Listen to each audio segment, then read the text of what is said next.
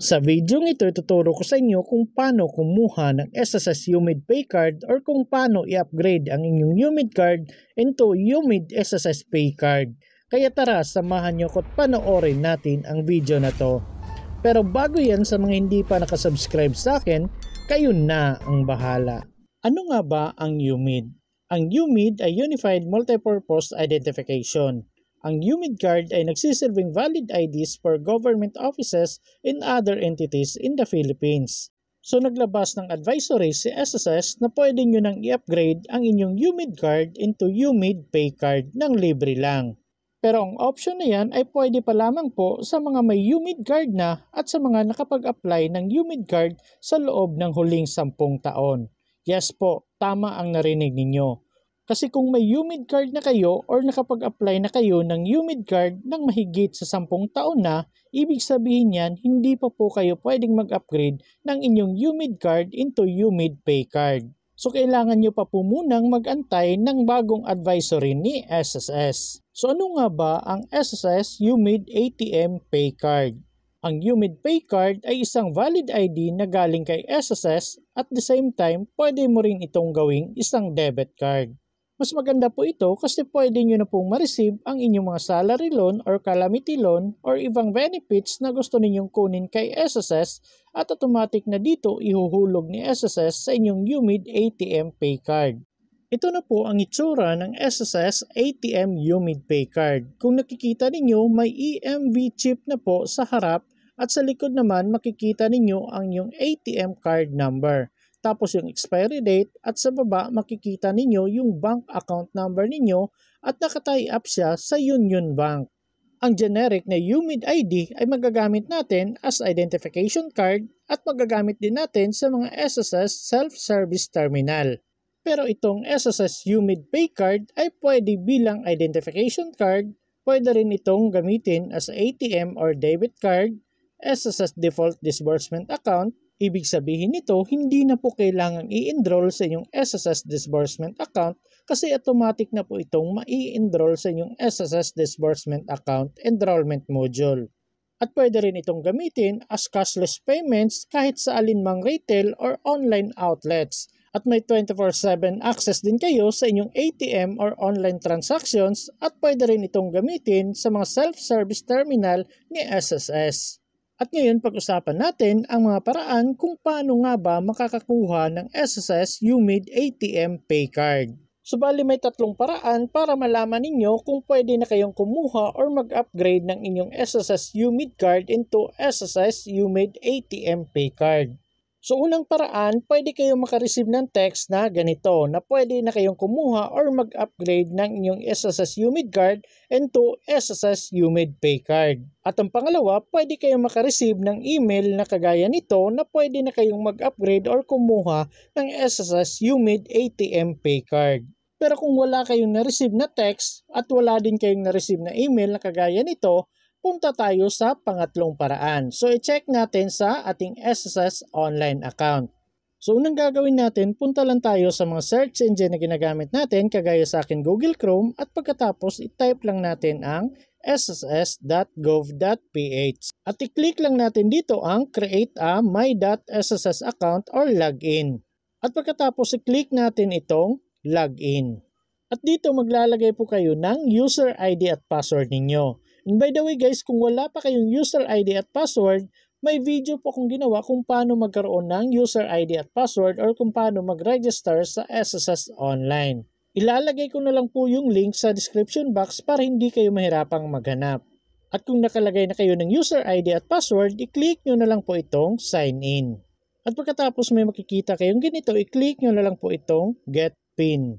And then mapupunta kayo sa paglalagay ng OTP. So magte-text po si SSS sa inyong cellphone number na nakaregister sa inyong SSS account. So ganito po yung text na marireceive ninyo. So yung OTP na nandito, ilagay nyo na lang po dito.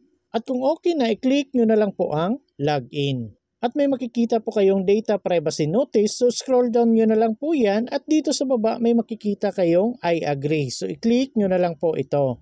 At makakapasok na kayo sa homepage ng inyong SSS online account. At dahil sa gusto nating malaman kung pwede na tayong makakuha ng SSS UMID Pay Card, i-click lang natin tong tatlong linya dito sa taas. And then may makikita tayong ganito. So dito i-click lang natin itong Member Information. At pagkatapos hanapin at i-click natin itong SSS UMID Pay Card Upgrade. So kung may makita tayong ganito na ang pag-upgrade daw ng ATM UMID Pay Card ay available lamang sa mga nag-apply or nakakuha ng UMID card last 10 years. Kung kayo ay lagpas ng 10 years, ibig sabihin yan hindi pa kayo pwedeng kumuha or mag-upgrade ng ATM UMID Pay Card. So mag-antay lang daw kayo ng update or advisory ni SSS kung pwede na kayong mag-upgrade. Pero kung pagka-click ninyo ng UMID Pay Card Upgrade at ganito yung makikita ninyo, ibig sabihin yan, pwede kayong mag-upgrade ng inyong UMID card into UMID ATM Pay Card. So dito sa step 1, ito yung UMID Consent Guide and Terms and Condition. So scroll down nyo na lang po yan at dito sa baba makikita nyo po yung paraan para i-download yung Union Bank Online. Tapos meron din ditong step-by-step guide para sa mga problema sa validation ng online bank application. So pwede nyo pong i-click lahat yan para mabasa ninyo yung mga guidelines na nandyan. At dito sa baba makikita nyo po yung data sharing consent. So basahin nyo na lang po lahat ang mga nakalagay dyan at pagkatapos dito naman tayo sa baba. So kung tapos nyo na basahin, i-click nyo na lang po itong box katabi ng I confirm para ma-checkan. At kung may check na, automatic na pong lalabas itong proceed. So i-click nyo na lang po ito. At pagkatapos dito may makikita po tayong transaction number. So napaka-importante po ng transaction number na ito. So mas maganda i-screenshot ninyo or i-copy ninyo itong transaction number na nandito. Itong may square guys. Kasi itong transaction number na nandito, ito yung ilalagay or gagamitin ninyo once nag-apply kayo ng inyong Union Bank. At ituturo ko yan sa inyo mamaya. So take note, screenshot ninyo ang part na ito or i-copy ninyo ang transaction number na nandyan para hindi nyo talaga makalimutan. At kung okay na, i-click nyo na po itong done at pagkatapos proceed na po tayo sa pag-a-apply sa Union Bank. So pumunta lang tayo sa Google Play Store na application ng ating mga cellphone. At pagkatapos i-click lang natin itong search. And then dito i-type lang natin ang Union Bank Online. At pagkatapos hanapin lang natin itong logo na to, then i-click natin ang install. At antay-antayin lang natin na ma-install yan at kung na-install na, i-click na natin ang open. And then marami kayong makikita dyan, i-click nyo na lang po nang i-click ang okay. Hindi ko na kasi na screenshot. At dito mapupunta na kayo sa open a new account. At dahil sa gusto natin kumuha ng UMID ATM Pay Card, i-click lang natin itong government card with savings account. So yung mga importanteng parts lang yung maituturo ko sa inyo kasi mahirap talaga, hindi siya pwedeng i-screenshot or hindi siya pwedeng i-screen record. Kaya nahirapan talaga ako, kaya yung mga importanteng parts lang yung maituturo ko sa inyo. So click nyo na lang po itong government card with savings account. At may makikita kayong ganito, i-click nyo na lang po itong continue. And then kung may makita kayong ganito, so i-click nyo na lang po itong SSS UMID Pay Card. At dito may makikita po kayong initial deposit na 0, tapos yung maintaining balance 0 din. Tapos yung minimum ADB to earn interest 0, tapos yung interest rate niya is 0.01%. So kung okay na kayo dyan, i-click nyo na po itong select. At pagkatapos may makikita kayong customer declaration. So basahin nyo na lang po lahat yan at dito sa baba hanapin at i-click nyo itong I consent. So dito mag-uumpisa na po tayo sa pag-fill up. So unahin natin itong SSS UMID transaction number.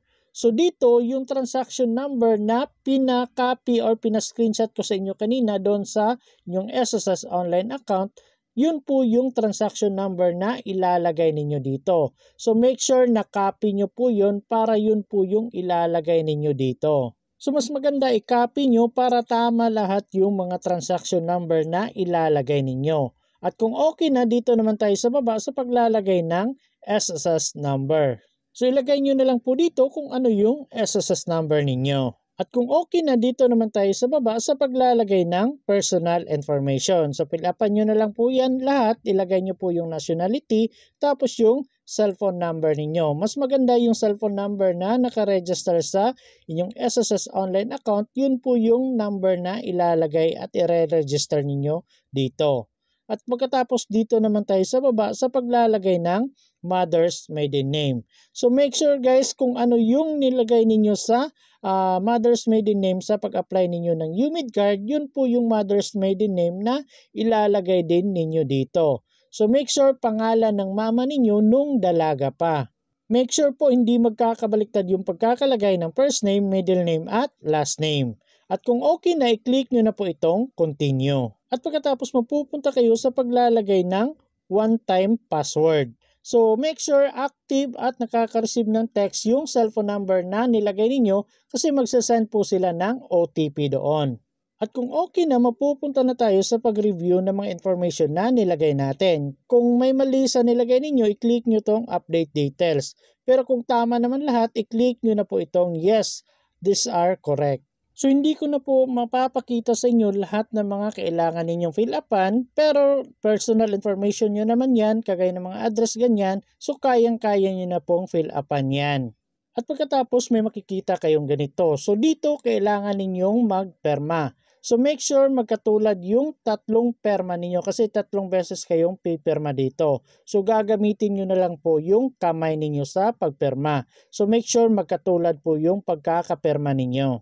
At pagkatapos may makikita kayong mailing address dito. Dito po isasend yung ATM UMID Pay card ninyo. And take note guys, may nakalagay dito sa baba, your card will be delivered 15 banking days for Metro Manila at 20 banking days for outside Metro Manila. Basta nasa labas kayo ng Metro Manila, nasa probinsya, 20 banking days po yung aantayin ninyo. At kung okay na kayo dyan, i-click nyo na po itong confirm delivery details. At pagkatapos may makikita kayong ganito, congratulations! So successful na daw yung pag-create ninyo ng Union Bank account. So mag-aantay na lang kayo ng 15 banking days or 20 banking days depende sa area ninyo. So once kung okay na guys, automatic na po yung mare-register sa inyong SSS disbursement account. So i-check nyo na lang po sa inyong SSS online account.